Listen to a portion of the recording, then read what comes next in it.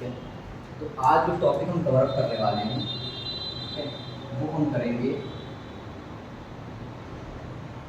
Recursion. ठीक है, recursion के हम कुछ बेसिक पहले चीज़ें सीखेंगे कि रिकर्सन होता क्या है। ठीक है, तो रिकर्सन को अगर मैं डिफाइन करूँ आपके लिए तो it is a function which repeats itself in its own function। जो फंक्शन अपने आप को खुद बुलाता है अपने फंक्शन के अंदर, उसे हम कहते हैं recursion.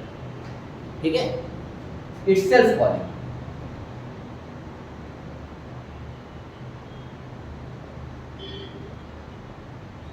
A function which is itself calling in its own function, उसे हम कहते हैं कि it is a recursion, itself calling, अपने आप को खुद बुलाए। ठीक है, एक सिंपल सा पहले प्रोग्राम करते हैं बेसिक का इसका। ठीक है, बेसिक के प्रोग्राम की बात करें तो हमने सब पढ़ा था क्लास 9 में factorial of a number. Factorial of a number example दे रहा हूं, अगर आपने सपोज n में दिया 5 and you have to find 5 factorial, आपको फाइंड करना है। ठीक है, तो क्या होता था 1 से लेके उस नंबर तक डिजिट आपस में इंटू हो जाती थी, तो आंसर आता था 120। ठीक है, 120।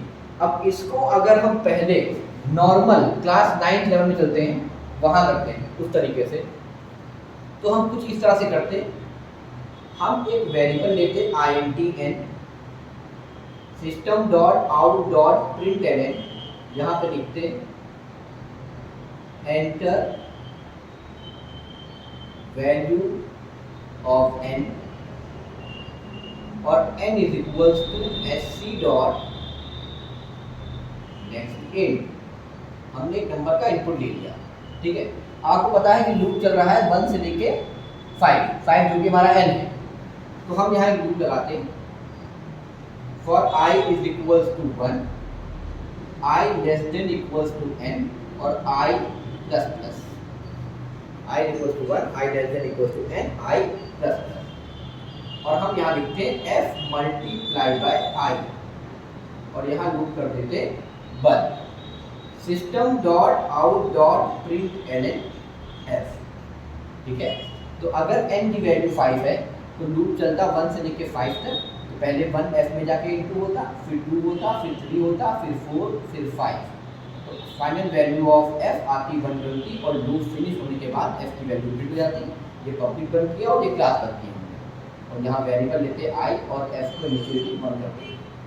ये नॉर्मल क्वेश्चन हो गया फैक्टोरियल का। ठीक है, जो हम लोग क्लास 9 लेवल पे करते थे। अब अगर इसी क्वेश्चन को अगर हम रिकर्सन से करते हैं, तो recursion is a function, recursion एक फंक्शन है। तो ये देखिए, अगर इसको रिकर्सन से करते हैं हम लोग,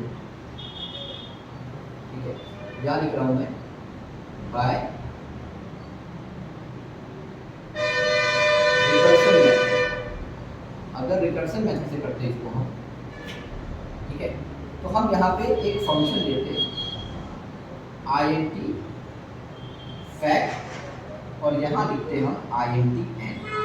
ये हमारा फंक्शन नेम हो गया, ये हमारा पैरामीटर होगा। यहाँ पे n का इनपुट लिया था तो पैरामीटराइज फंक्शन है, तो हम लोग कॉलिंग में इसकी वैल्यू जो भी देंगे वो यहाँ पे आ जाएगी। ठीक है, अब रिकर्सन में जब हम आते हैं तो रिकर्सन में होते हैं 2 केसेस। ठीक है, पहला हम बनाते हैं बेस केस। ठीक है, अब बेस केस क्या होता है पहले उस पर चलते हैं। तो बेस केस वो होता है जो कि प्रोग्राम को टर्मिनेट करने में हेल्प करता है। अगर आप यहाँ देखिए, यहाँ पे इसमें आपका प्रोग्राम कब टर्मिनेट होगा, जब i की वैल्यू n से बड़ी हो जाएगी। जब i की वैल्यू n से बड़ी हो जाएगी तब ऑब्वियस सी बात है लूप से बाहर आ जाएगा। तो हम क्यों ना लिखते हैं यहाँ पे कि जब मेरा n बराबर 1 हो जाए तो आप रिटर्न 1 कर दीजिएगा। जब n की वैल्यू 1 हो तो रिटर्न 1 कर, क्योंकि 1 अगर आप n में स्टार्ट में 1 दे देंगे तो 1 का फैक्टोरियल 1 ही होता है, तो रिटर्न 1 कर देगा, प्रोग्राम खत्म कर देगा। ठीक है, तो इसे हम कहते हैं बेस केस, जो कि हमारे टर्मिनेट प्रोग्राम को मदद करता है, मतलब प्रोग्राम को टर्मिनेट करने में मदद करता है। ठीक है, एल्स, अगर अब आ जाते हैं एल्स पे, अगर बेस केस अभी कंडीशन ट्रू नहीं कर रहा है तो हम यहां लिखेंगे return n multiply by fact n minus 1, या आप n माइनस माइनस भी लिख सकते हैं और यहाँ पे ये वाला कर दीजिए बस। अब इसको रन करते हैं।